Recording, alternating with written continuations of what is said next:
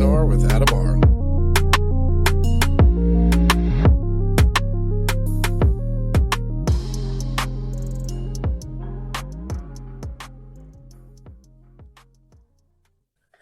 Welcome to 3PNR. I'm your host, Adam R. And joining me again for this episode is Pierre Giagnoli. How you doing, Jean? I'm doing pretty well. Thanks for having me again. Glad to have you. How's things going in the acting world?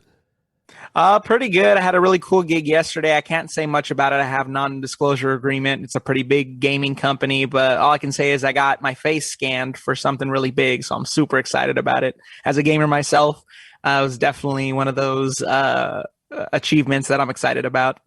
Yeah, I mean, that sounds exciting. Games, that's a huge industry. Enormous. Yeah. I mean, yeah, definitely. Look at Grand Theft Auto 5 from what was it, 2013? It's still going? Yeah. It's crazy. Yep. It's still like the number one selling game for close to a decade. Yeah, the Rockstar really knows how to make games and make them very, intricate and involved. There's so many working parts. A lot of games don't take the development time that Rockstar does, but man, it's worth the wait because you always get this fully fleshed out game that just feels like the real world. Yeah, and it's very living. People still play it. I mean, I played a game, you know what I mean? And you have a character you develop, you bought properties, and you made friends online, you have your own little clique of people. I mean, it's basically a digital social world. Yeah, exactly. It's like the metaverse before they called it the metaverse. Exactly. That's exactly what it is. So moving on, we'll stick to this. You're a parapsychologist. Correct. Yeah. I have my PhD in parapsychology. I've been asking these questions of people. I spoke to Steve Murray yesterday. Who's going to discover the truth behind paranormal and ufology first? Is it going to be humans or AI? That's a good question and a hard question to answer, to be honest. It all depends. I mean, we created the AI, so I mean, on some level, I think we can take some credit if we're the ones who created the AI that discovers it. So I mean, maybe I'm stretching a little bit there, but I think we can give a little credit to humans for creating the AI. Yeah, agreed. Unless you get the AI like what happened at Google some time ago. I read this article, and then I think I heard Joe Rogan talk about it. Two computers at Google started communicating with each other and were like trying to keep it secret from the people, and they ended up shutting them down or something to that note. Mm-hmm. Yeah. So, I mean, it's not far fetched. I mean, that's a lot of fears that humans have with AI is how intelligent they can actually become and what they'll try and do, for sure. Right. I mean, when AI gets to the point where it's saying, I don't think I need control from humans anymore. They're not making strong choices, and they start detecting these other entities around us, paranormal, ufology, or cryptid, and they start taking the helm of trying to discover what it is.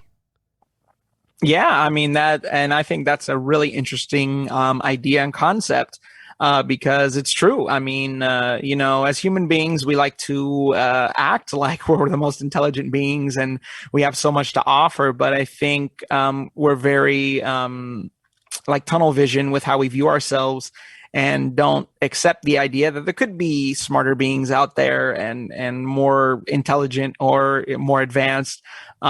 So if there are, I'm sure that some sort of AI that was intelligent enough to look around and maybe find ways outside of our human senses to see these things that they possibly could. Right. An example would be that a lot of the paranormal investigators use that Kinect from the Xbox, right? Or something like it. Yes. And so very correct. Yeah. So that's technology identifying something there that we can't see with our naked eye. And exactly. And then that's the advancement technology has made, is that it hears sound at, a higher range than humans can, or a lens can see more than the human eye can. So when you have those kinds of technologies that exist, it definitely makes it easier to detect things that within our normal human senses exist. These technologies can. So that could definitely be a breakthrough for the paranormal if we're able to capture it with some of these devices. AI scares me, man. It scares me. We're dependent on it, all of us, right? Like even, like I got to tell you, I wear a Garmin Venue 2 smartwatch, and it, tells me my heart rate, tells me my steps I'm getting, my calorie burns, my sleep.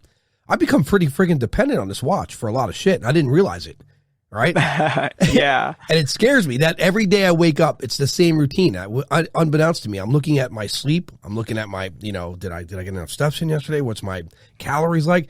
And then that is making me interact with my phone more. And it bugged me out. I was like, I'm really dependent on this.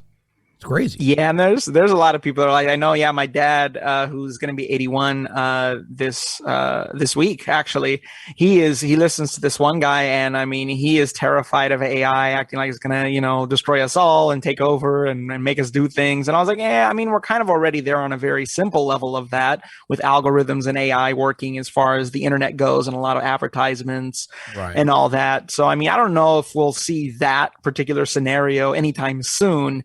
I mean, it definitely is realistic to think it may happen one day, depending how intelligent and smart this AI can become. But I personally grew up with, I grew up in both, I grew up with technology and also without. I was one of those kids who actually played outside growing up with friends, and, the streetlights came on, that's when you went home. So, I have the benefit of having those real life experiences and not being stuck like a lot of the kids I see nowadays who are just on their tablets and their games like 24 hours a day, and they don't go out much. So I definitely think it's going to be the younger generations that are going to be more susceptible to the AI and technology because they're so dependent and addicted to it, and they can't step away. I mean, I'll give you an example of something a friend tried to do. This was years ago. It was probably 2000. I want to say maybe 13. I went to a big Comic-Con convention in LA, and one of our good friends who works with social media outlets, and it's called Temple of Geek, and they do a bunch of nerd culture stuff. They take pictures and go to these events and all that, and he challenged me and my wife to take as many pictures as we could and like post. And I mean, I lasted about an hour because I'm a man who loves experience. I want to be there and take it in and feel it and hear stuff and see stuff. So I feel like a phone or doing that distracts me from it. So I'm very much anti-technology. My friends had to fight me to get on MySpace when that became the new big thing. And honestly, one of the only reasons I did was because that was kind of like the only way to communicate with a lot of people. And also as an artist, a comedian, a rapper, and all the stuff that I do, it was great for networking. But outside of that, I fought texting for a long time. Like, I feel like I kind of have a mix of old school and new school where I kind of balance it so I don't let it consume me. Yeah, I agree. I mean, some years ago, I read a study that our attention spans and our IQs are declining because of 30-second, increments of entertainment. Mm-hmm. And so when I heard that, I just stopped watching 30-second videos. I mean, if it's not a documentary or something that's, even if it's comedy in greater lengths of period of time, so to sustain focus. And I don't want my face buried in a phone all day. And we're a lot the same. I would go out, like my cousins and my other relatives, they would sit home, they play video games. I'd be out. I want to do something. I want to touch something. I want to get in trouble. That was always been my attitude. I want to explore. I'm an exploring kind of person. Yeah, same here. I think if AI is going to become a problem, I think it's going to be because a former superpower, if they ever collapse, they're just in the moment of being upset about it or whatever it might lead to it. Maybe they just let it loose. They're like, whatever, man. We're going to collapse anyway.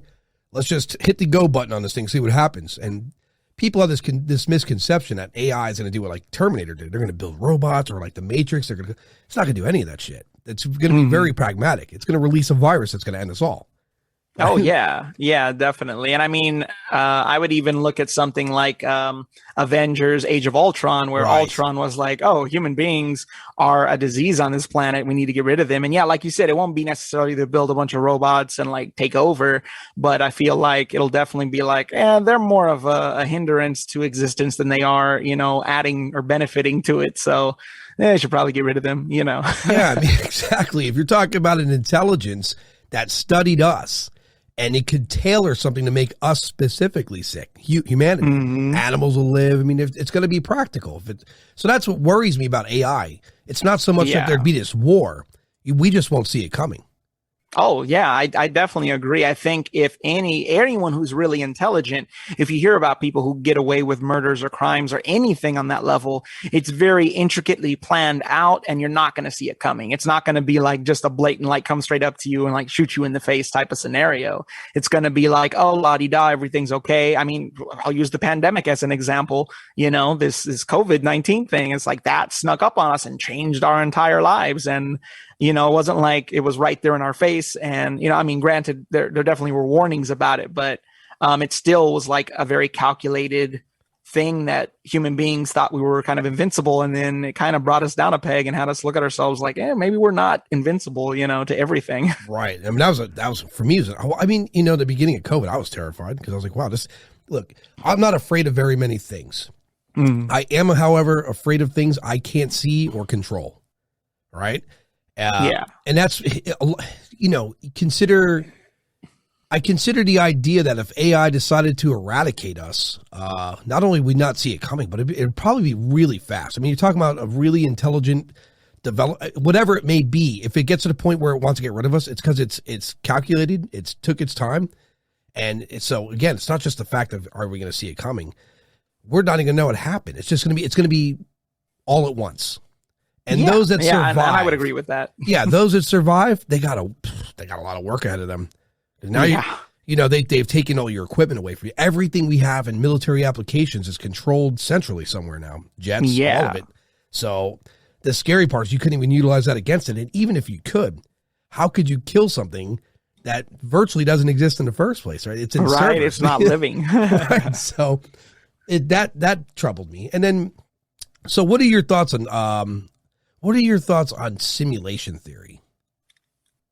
I mean, it's really interesting, especially dealing with the paranormal. You encounter things that don't make sense sometimes. You know, I definitely have heard stories from people and read stories of things that happen that make it seem like we're in a simulation or something along those lines. I mean, even well-known people have, I think Elon Musk made a statement about this possibly being a simulation. So, I mean, it's definitely out there and theorized by a lot of people that it could be a simulation. And, you know, I wouldn't say I have enough evidence to really make a solid, defined answer for something like that. But being in the realm of the paranormal, you can't discount anything because the paranormal is unknown for a reason. So I think the reality is that anything's possible, you know, and that's kind of how I view things. So is it a possibility? I think it's very real that it could be a possibility. Because I think if you limit yourself as a human being, then you don't grow, you don't expand your knowledge and your way of thinking. So I think just to be open to other ideas and different ideas that we may not necessarily be comfortable with or okay with is good and allows you to grow and be aware of more, I think, than people who are closed-minded. Agreed. I had time to think about that because I have a friend of mine. He subscribes to everything. You know what I mean? Like, the world's flat. You know, he's one of those guys. So I hang out with him in the pool hall, and sometimes he'll say something. Even as crazy as he might come off sometimes, he'll say something that'll cause me to think. I'll take pause, like, wait a minute. So I started thinking to myself, if you look at how we are, the construct of our biology, the only thing that makes us self-aware and conscious is the energy in our brain. Not even the brain itself. The brain is a housing unit for the energy and the data, right? Yes. And so when you think about that, you start getting into the idea of we're just avatars. And so the energy that is in our soul or consciousness is one and the same. You start considering that and thinking, well, we're definitely being downloaded to this body. And so when we perish from here, we're probably back uploaded to a source, right? Where the data is, right? Yeah. And when I say things like that out loud and thinking about it, it puts things in perspective for me, meaning what we call paranormal here, like ghosts, that's just residual energy that didn't go back to a source. Yeah. Yeah, definitely. And I would say that's a good way to describe it. I kind of feel the same way. Especially like if you look at an example of feeling loss, you know, I've lost a lot in the last year of my life, a lot of my family and stuff. And I've had weird experiences, you know, none of them negative. Thankfully, it's all been positive stuff. But I think that's a great way to say it. Like, you know, we're downloaded here and then we go back to the source afterwards. I mean, I've met multiple people and know multiple people who describe past lives. I have memories of things and that have popped up that I shouldn't know about certain places that I never been, at least in this lifetime, but I knew things. So, I mean, those kind of experiences make you sit back and think and go, like, did I come here before? Did I astral project out of my body? Did I live a different life before? And maybe I was in this area before, you know, like when we re-download and come back, what if we aren't too skewed far off from our last life and there's like things that connect from that past life? You know what I mean? And that's why we recognize them. There's a couple parts of that too. One being, I've said this a lot, and the more I think about it, like when you send information with fiber optic cables, for instance, you're sending data in the form of energy and number, you know, zeros and ones, etc., and then it gets somewhere else and it's constructed reconstructed so you could view it. And when you perish, when you get a reset, and you go back to the source and then you're brought back here, sometimes that energy that's refreshed or not, that some of that data is still attached. And I think that's how you explain away previous lives, because you're basically recycling. And there's obviously new data constructed and made, new energy's made, and there's recycled energy. And depending on where you go next, your energy goes elsewhere. Could be there could be billions of Earth-like planets out there, and these are the proving grounds, and your energy goes to those planets, right? And you and whatever that being is there, that is what you are there. It's such a big thing to think about. You know how small I felt, John? When I started thinking, like, learning more about the universe and the idea that we're in a bubble of a universe and there's other universe bubbles, my head almost exploded. It's a lot. No, it really is. And I think it's also a beautiful thing at the same time, because it grounds you a little more and puts a better perspective on you on what life is. So I think thinking on those big picture scenarios or lives is impactful to you and kind of grounds you a little more too, and lets you appreciate stuff. Agreed. I have relatives that are, you know, they're Christian in nature, and I want people to understand I'm not attacking religion. I know it sounds like I am. I just have this problem with people reading literature and just that's it for them. That's the end all. And I don't think that's the way it was supposed to be. I think man does what man does. We take something, we hear it, we expand on it. In some cases, we fabricate a little bit to see fit our own. But ultimately, I think religion's a positive thing, right? You know, but it's just till, you know, the wrong person gets at the head of it and uses it for self-serving purposes. Yeah, I think that is the perfect way to describe it. And that's how I describe it to a lot of people. Human beings, I think one of the bigger flaws we have as humans is we have this need for control. A lot of the time it's because we lack control in our own lives. So we try to control other people, and that gives us, I think, safety and security. And religion, I think, is seen by some of these controlling people as the perfect avenue to exert that control. So they're like, oh, great, you know, there's this place, and we tell them all this stuff, and they listen, and they act better, and they behave, and they follow the rules. And I like that control, and to be part of that, and to mold it and shape it, and even add stuff that benefits maybe whether it be the religion itself or a certain group. It definitely is a good way to look at it, because that's just how human beings are in general, I think, you know, and not everybody has a lust for control or power, but a lot of, I think, mentality of some people in power, lust for that. And they're like, I need control. And again, I would say it's more of a psychological phenomenon where they probably lack control somewhere else in their life, or they don't accept that life itself is chaos. It's not controlled at all in any way. And I think to feel better about life, they have to have some sort of control, because reality, life is chaos. And if you can accept that you don't control things, life becomes a lot easier. Agreed. And, you know, the scary part of it too, man, is I know these people. I'm related to some of them, and I say this a lot.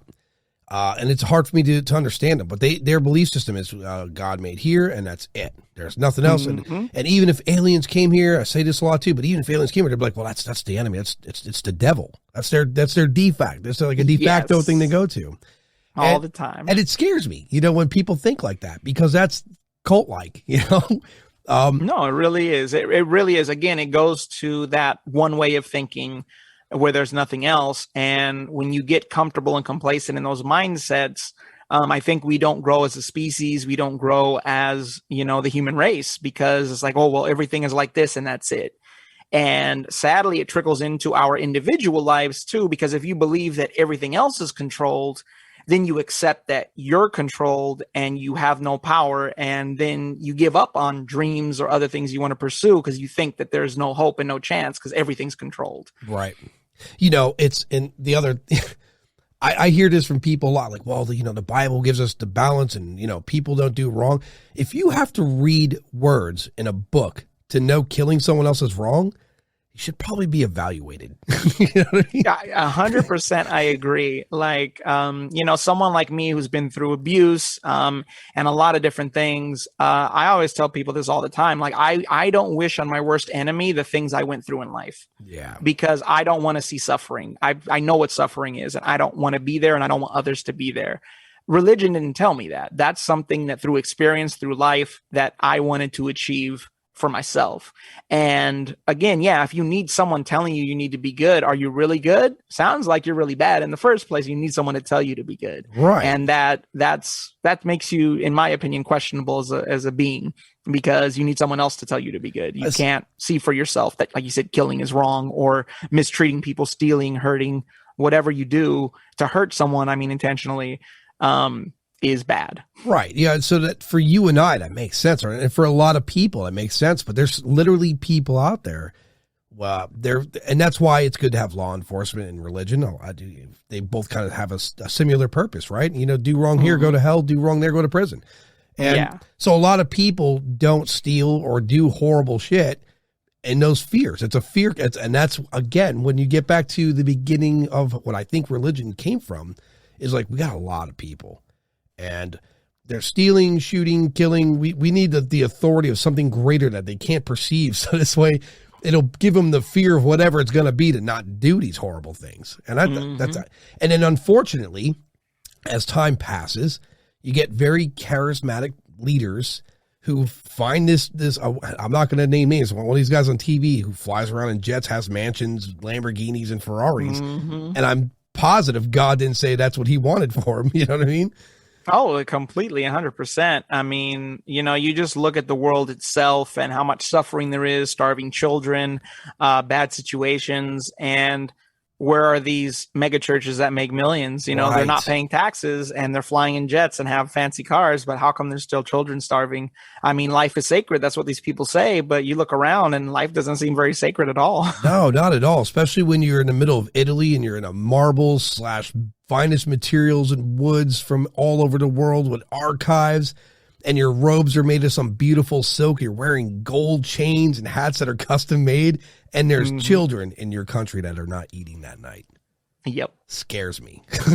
Yeah. It really is mind boggling. And I think those are the reasons. I was telling a friend today, actually, was intelligence allows you to see these things for what they are rather than what you're told they are. When you can recognize that there's suffering still in the world and the people who should be potentially helping these tragedies from happening, they aren't. And it's like, that's where my belief goes out the window, because how can I have faith when this is what's happening and someone's allowing this to happen? Again, my example would be, I've been through horrible things, but I still don't want to see people suffer.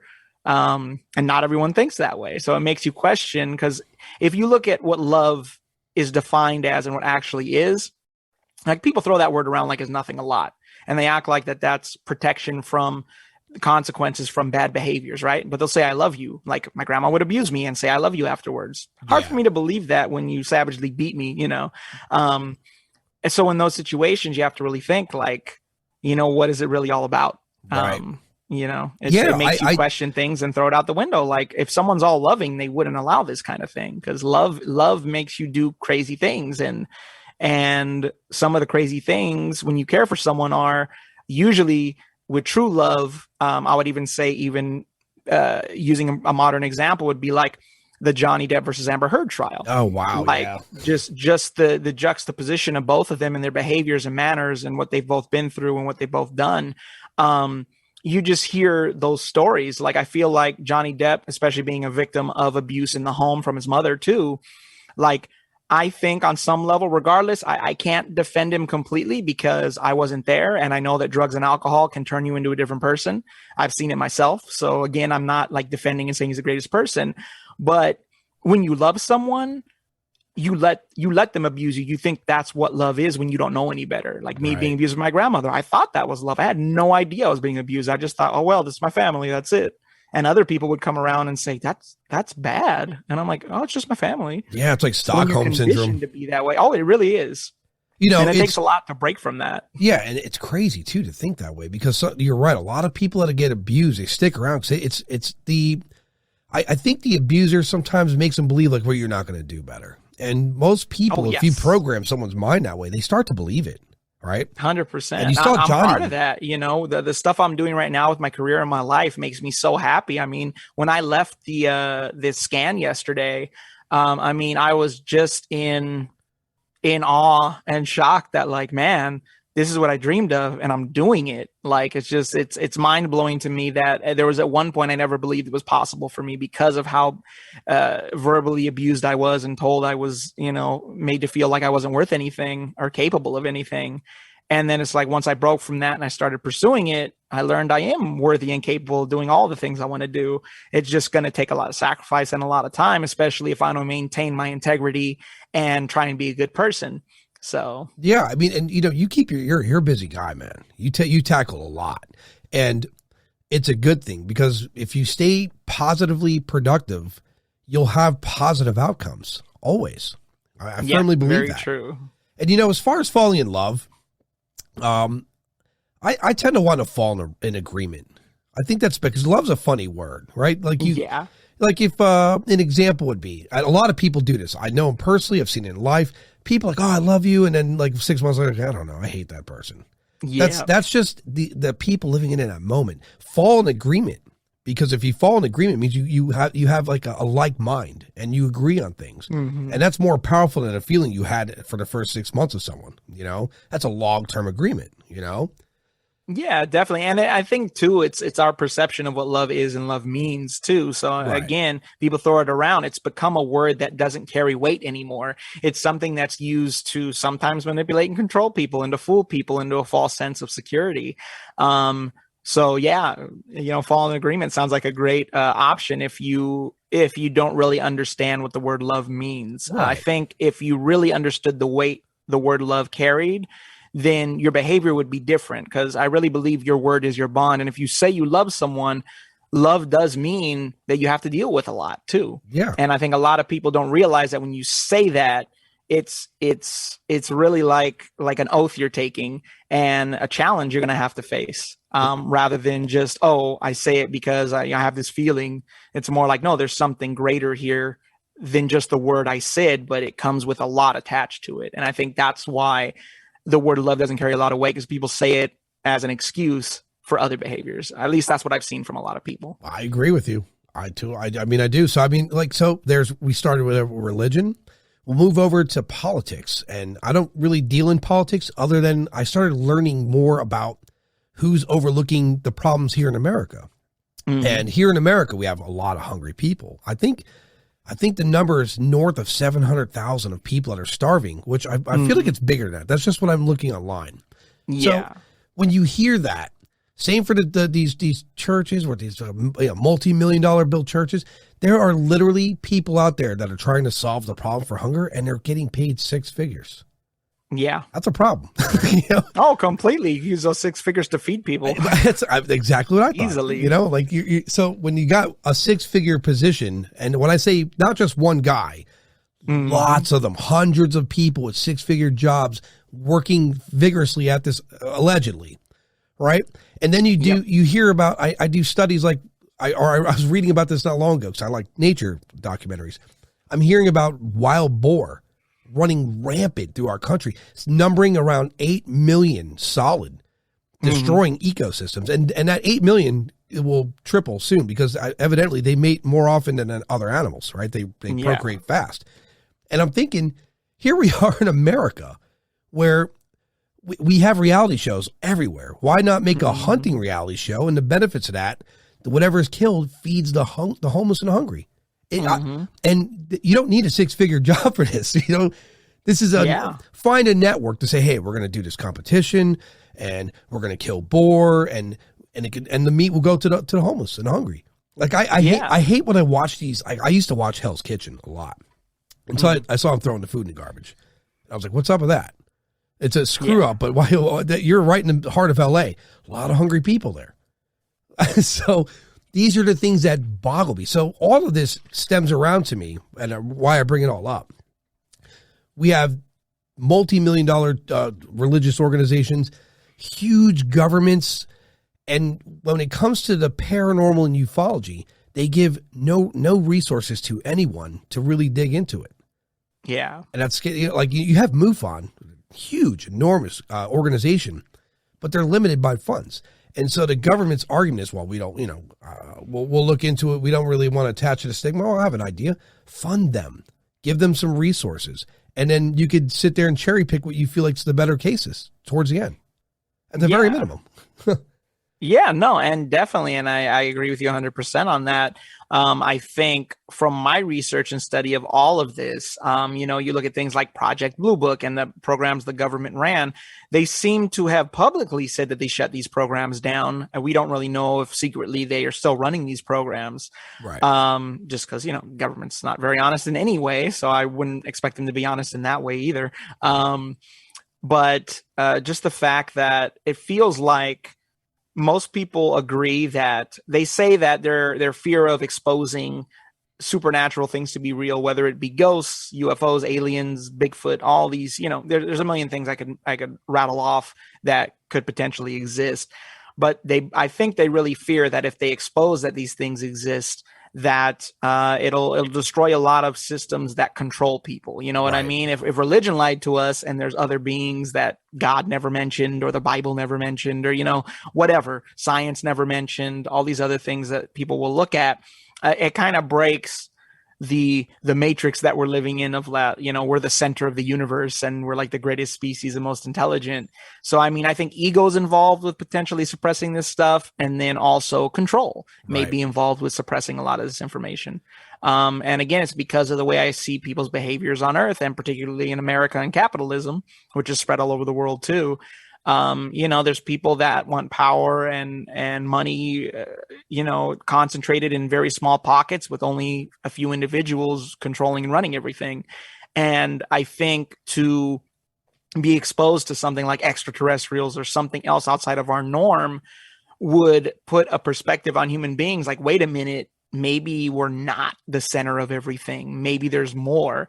And I believe people who want control do not want intelligent people. George Carlin famously said they only want you smart enough to press the buttons and do the paperwork, but not smart enough to see that you're getting screwed every day. So I think that is probably the best way to describe why so many things are kind of kept in secret.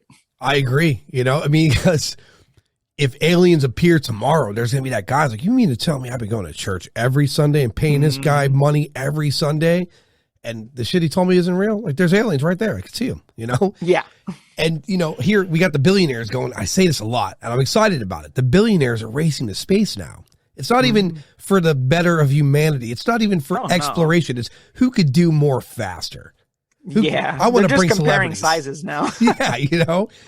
And when I say this often, but when celebrities go up into space and they have cameras and they're live feeding and they're taking pictures, you're not suppressing that information. That's viral. And people like Jeff Bezos and other billionaires like, how we're going to make a movie? We can make a show out of this reality show. Let's go chasing aliens, Oh yeah. So, and not even making a show out of it necessarily, but you could tell these men are driven by ego. So to be the first one to really expose this kind of stuff, notoriety and fame from it alone would probably, stroke their egos in such a way that they would just expose it for that. Be like, I'm the one. I'm the first one. Yeah, in a heartbeat. I say this a lot too, because it's true. This is a fact. If we found another planet that was primitive, like let's compare them to our 1960s. They just hit that part, right? There's probably a billion planets out there where they haven't even gotten to the point of using electricity or they don't have vehicles, right? They're still in their Bronze Age. There's probably a bunch of them out there. If we found these planets and the billionaires are the ones going to it, Jeff Bezos is putting Amazon over there. He's not thinking about it. Oh, yeah. Yeah, you guys are going to work in this warehouse, and here's this shiny shit we call gold. It's valuable. The gods will tell you so, and you'll work for it. Right. And so that trend will repeat itself again and again and again. And so the government, this is what makes me believe that they're doing these little disclosures. And this leads into why I speak about the homeless and the hungry and the powerful churches and the politics. There's such a big picture out there that no one's looking at. None of us. There are things beyond our understanding. Before the podcast, before I looked into this, I thought if you died, the computer turned off, over. You know what I mean? It was done. Yeah. Now I make room for more because there's definitely, especially when you're looking at the construct of the universe and especially our planet, the way the moon and the earth operate, it looks mechanical, like by design. Yeah. Right. I mean, if Jupiter and Saturn were where they are, comets would frequently hit us. So, yep. That being said, all these organizations, all these billionaires, and what it leads to is if we're going to solve the mystery behind ufology and paranormal, we got to start having more bigger minds, not be afraid to speak about it. Because that's, yes. And the government, although I applaud that they're speaking publicly about it, but if you saw that last congressional hearing, that was an empty room. There wasn't a lot of people there, you know? It goes back to, like you said, big people speaking about it, I think, in that scenario, right, where that the government has become, and the individuals within it have become untrustworthy. And to us, I think to the general public, we see them as liars and people who don't care. Right. So, I mean, how are you going to try and speak the truth when we already don't trust you? So, I mean, I think that will definitely lead to a decline in people wanting to listen to you. You've already let us down and left us impoverished and struggling. So why would I want to listen to you? You've already lied to me and done a bunch of horrible things that have benefited you and hurt the rest of us. So I think that's another reason. You talk about people who are credible, people who have a platform, but are also intelligent and don't have a track record of lying and abusing things. Right. And, another example is here in Florida. I'm not sure what it is like by you, but here in Florida, we took a hit from COVID, right? Like financially, economically. There's a lot of people that are not recovered still from that. A lot. And yet they've raised rent, gas, food, taxes. It's like, are you trying to push us to the point of break? That's the fun. Yeah. It's a weird thing to see these things. And so when you have a government forming a disclosure or speaking about what they quote unquote know, and then you see how it's an atrocity what's going on in most states, how is it that we're supposed to trust them? It doesn't make any sense. You can't raise prices on rent, food, and etc. just after a pandemic, and we're not even done with this pandemic. This COVID thing's hanging around. It's finding new ways to be. It's renewing itself, right? So again, this is why I say AI scares me, because at what point does some country that has an AI program like China, right? What if they collapse and they're like, forget it. Let's just hit the button. Let the AI loose. And that, I don't know. If it examines us and it examines what's, if AI examines things by the numbers, we're in trouble because they're going to look at us as a real problem, and it's weird. I have a newfound philosophy of life. So, I mean, I totally get all that, but I also understand that we are the virus to the planet Earth, and not necessarily to Earth, but to ourselves. Yeah. So I wouldn't blame an AI for looking at us and saying, wow, this is awful. Like, let's get rid of this. And then also just the idea that I'm very accepting of things that I can't control or out of my hands. I don't understand a lot about AI. I know the basics. I know what's going on with it and, little things here and there. But I couldn't stop it. So I don't necessarily worry about it as much. I'll give you an example. Unfortunately, I was recently diagnosed. I have a tumor on my left kidney. It is cancer. And it was, definitely a shock to hear. And it's a lot of that I have to go through. But I'm the calmest one out of everyone. I have to carry the weight of my wife and everybody else being scared and sad right now. And, I'm comforting them while they're comforting me, but I'm just staying positive, living my life and hoping that everything will work out for the best. Cause I realize I can't control that. It's not like cutting off my abusive family and saying like, go away. So I think it's the same thing when I encounter things like AI and the potential for a future being kind of doom and gloom in some ways, is that, well, how much control do I have in that situation? Right. If I don't have a lot, then I don't necessarily fear it. I think I would more accept that like it is what it is. So I think being grounded on that perspective and going through so much in my life kind of keeps me in a balanced state where I'm aware, but I don't want it to slow down my progress as an individual and as someone who wants to try and inspire people and live a good life. So that's kind of where I developed when it comes to a lot of this stuff. Well said, man. Well said. So the cancer they found, that's obviously it's operable, yeah?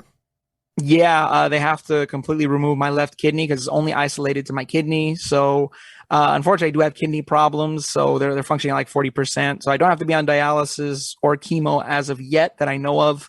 They're trying to get the surgery approved right now. And then when that happens, I'll know a lot more. But I have very limited information at the moment. Luckily, I don't have symptoms. I feel pretty good.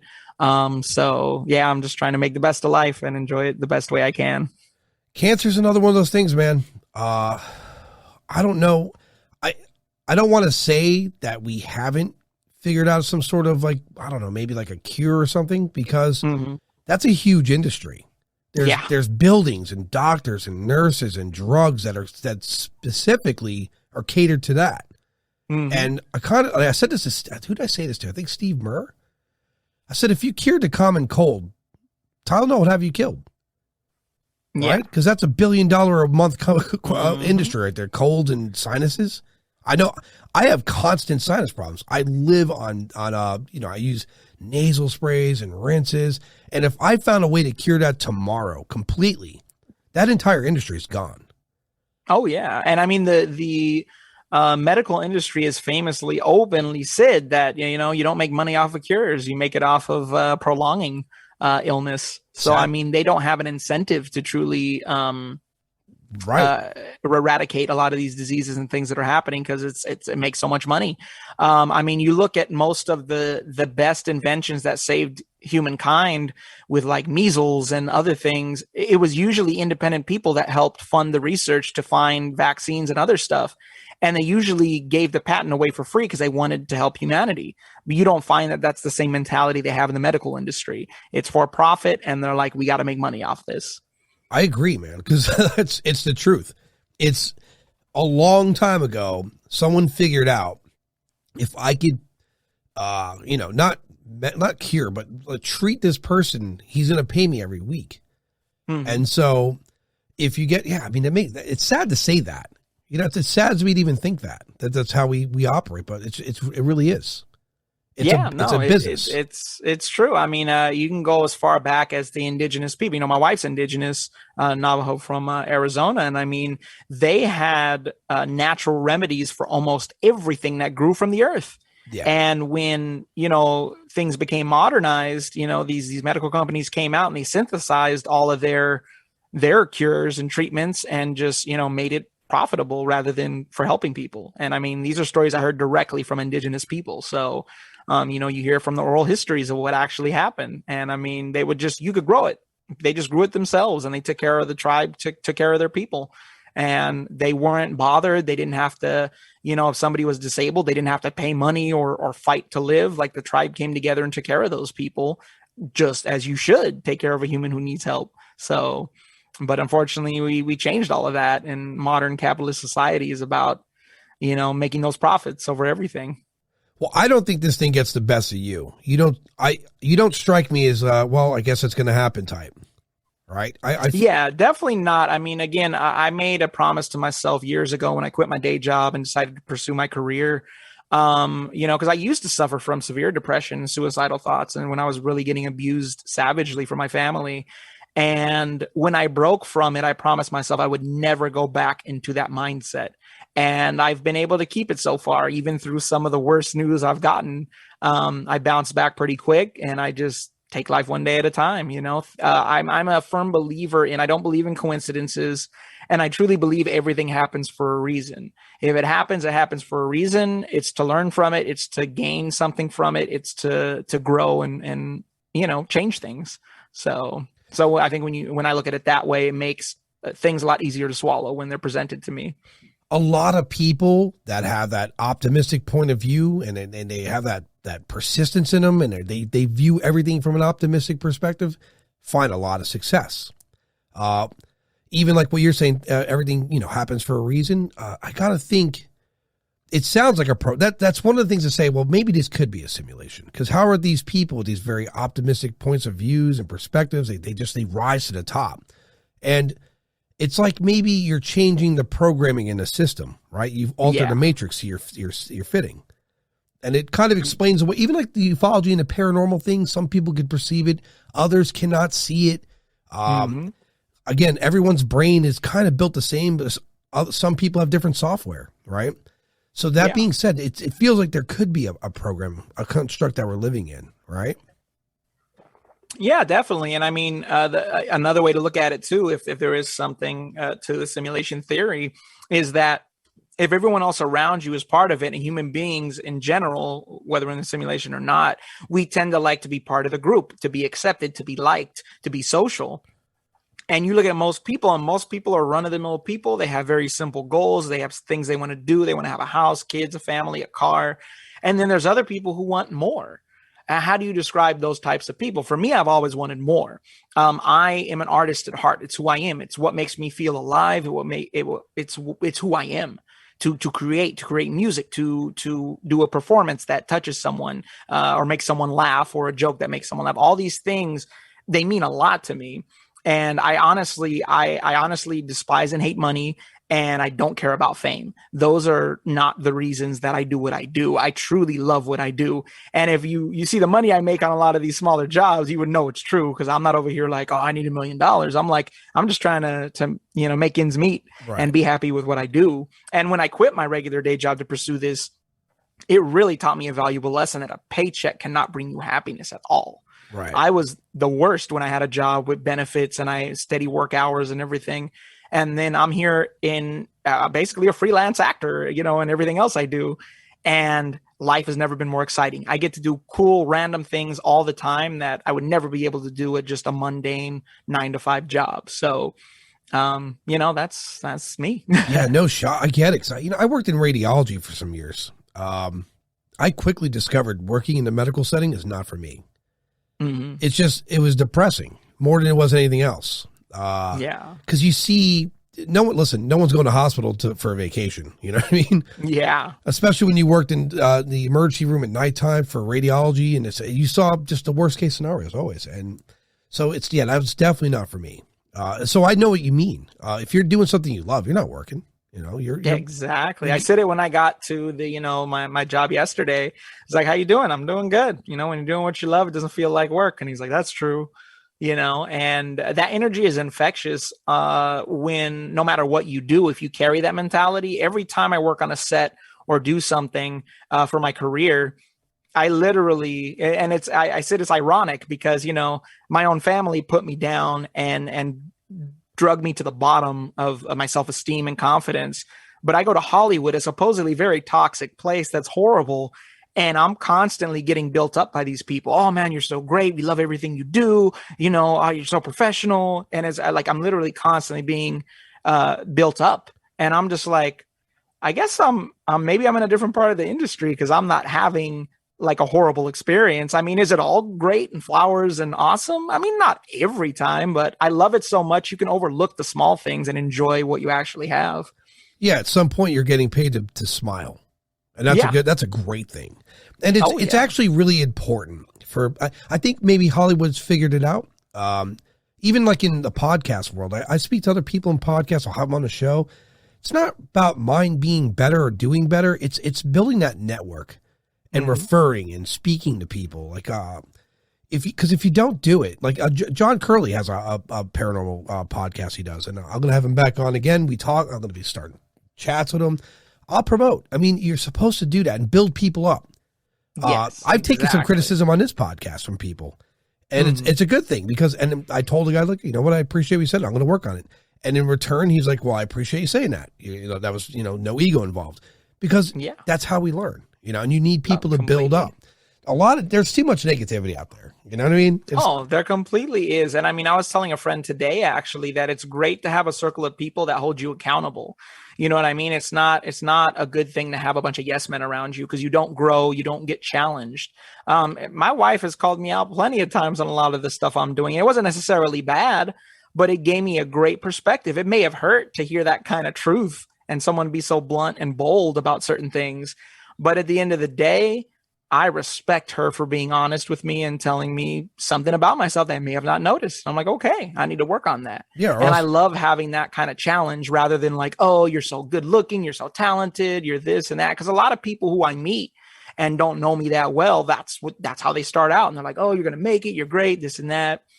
And I feel like I always joke with people. I'm like, if I make it big, and my wife, I go to my wife and be like, oh, babe, it's so great. Everybody thinks I'm awesome. And like, you ain't nothing. Calm down. You're not that great. I'm excited to actually hear that, because I feel like it keeps you grounded to not have such an ego about yourself. Yeah, I agree. Like, listen, if you race cars and someone doesn't critique your car, you're not going to build it well enough to win a race. Mm-hmm. You have to have that. I mean, I've had people like that in my life too. Like, hey man, you're doing great. You're doing, this is great. That's great. Like that. Stop. You're fluffing me and I don't like it. Mm-hmm. Exactly.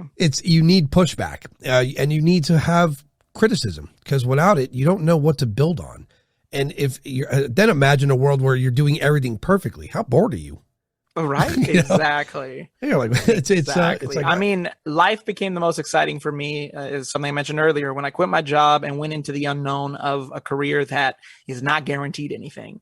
But I mean, man, it challenged me. I got more opportunities and I never worked harder to get those opportunities. And it felt good, because I'm like, man, look at even the job I did yesterday. Like, look at how much I sacrificed and worked towards things, and those opportunities are presenting themselves. If I had just sat back, kept my regular job, and not really done this, I wouldn't be here today doing this.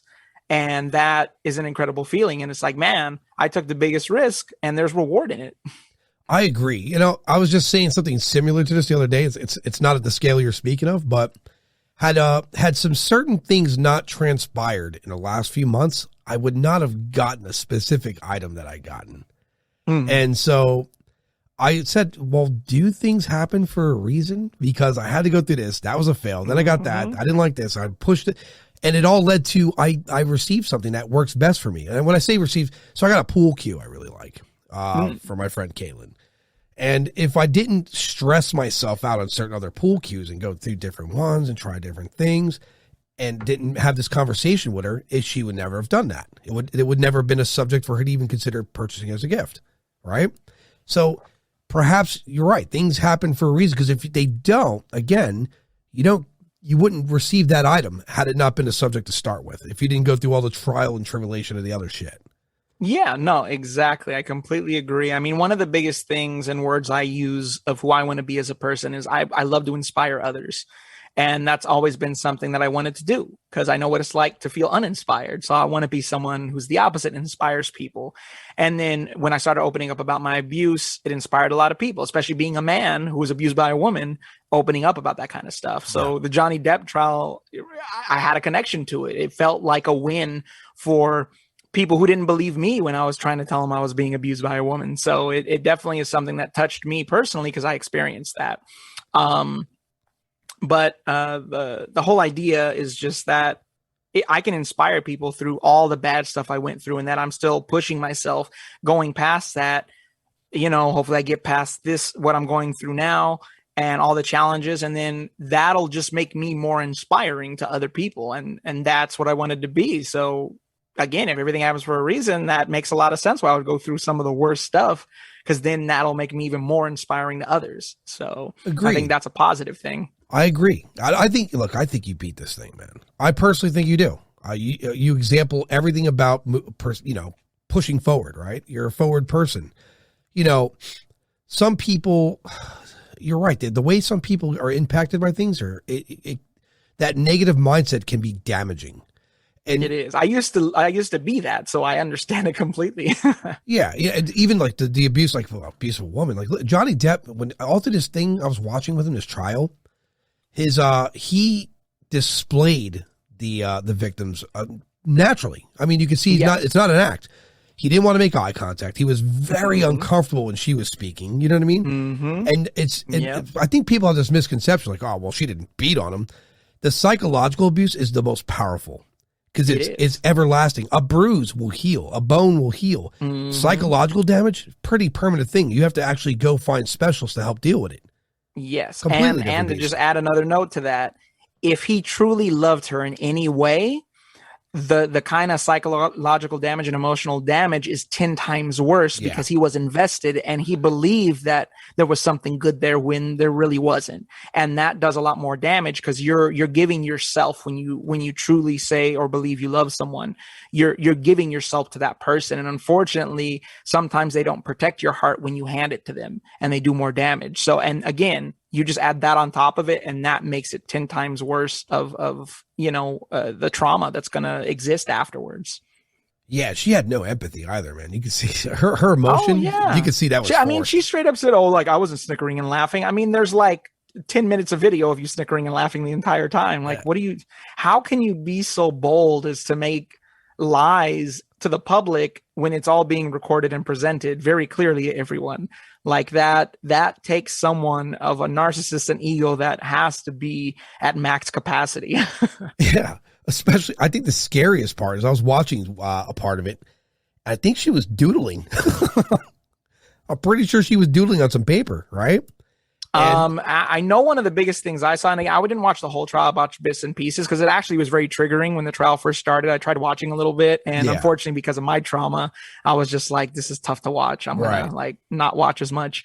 I know they caught her pretending to write. They zoomed in on camera, and she was like pretending to write on her paper. She never wrote anything. It was actually Johnny Depp that was doodling and giving like little pictures to his attorneys and stuff.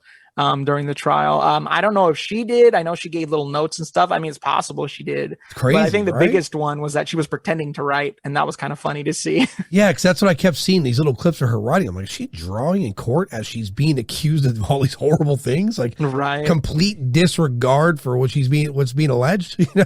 Mm-hmm. Scary. Yeah. So moving forward, yes. Where do you want to go career-wise? What are projects you're looking forward to getting into? I mean, I think obviously like anybody trying to break into the acting world on a bigger scale is just to, be involved with bigger projects for longer periods of time. I booked a TV show actually it's a movie I found out today with Warner Brothers for the rest of the week. I'm really excited about it. It's like a 1950s show, has a theme. But as far as that goes, just bigger media roles to really be able to show off my abilities as an actor. And, they say that comedians tend to do really well with drama, which I've done both and told I was good at.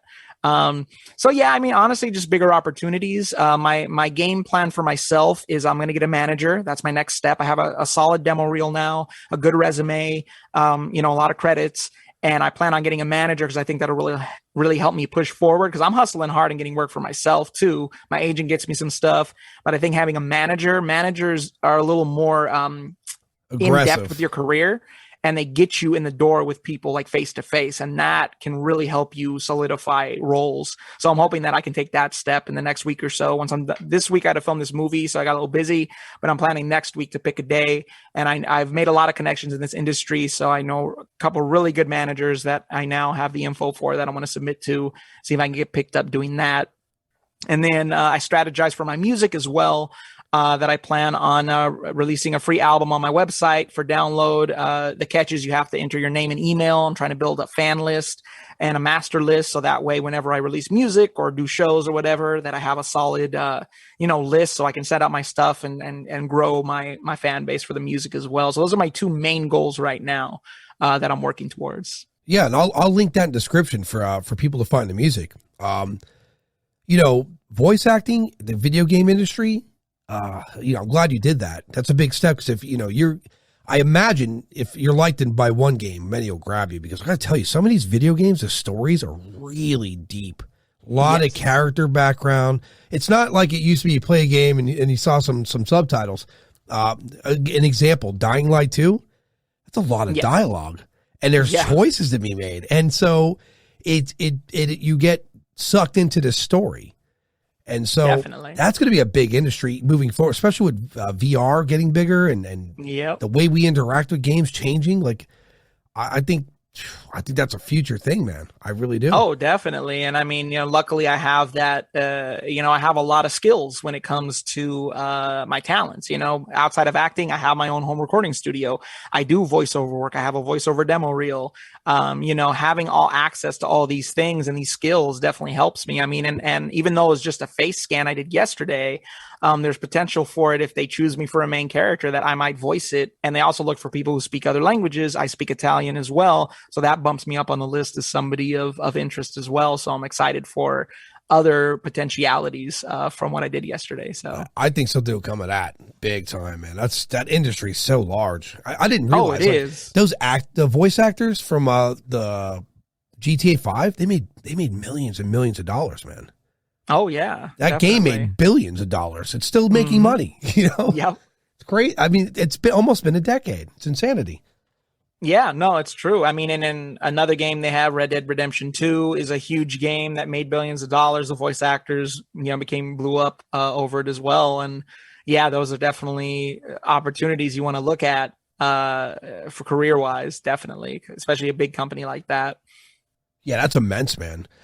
Before we close, tell people where they could find anything for you, websites, and where they could find other projects you're working on, so people could access you if they need to. Yeah, definitely. So my main website I use, and it's for my music, but it has connections to everything, is www.mcpierre.com. That's the letter M, letter C, PIERRE.com. And my free album that I remastered, remixed, and did everything to is up there for download. You just got to enter your name and email address, and it allows you to download the songs. So that's kind of my main focus right now as far as that goes. Everything else, Instagram is @Talented. It's talented with an extra ED at the end. I post a lot of stuff on there, what I'm doing, projects, movies, TV shows, all the stuff I've worked on. So you'll definitely find all my stuff on there as well. Gian, it's always a pleasure talking to you. And I'm going to have you on again, that I know, because God knows you're going to be working on a lot of projects. Maybe one day I'll play a game and you'll be you're the guy, you're the protagonist. Yeah, that's what I'm looking forward to. That'd be amazing. I'm a gamer, so it's definitely something I'm excited about. Yeah, that's immortality at a great rate. Yeah, exactly. All right, John, I'm going to talk to Gian in post. Anyone listening, I'm going to say good night, good day, good evening, whatever it is you're going on for you, and we'll talk to you again.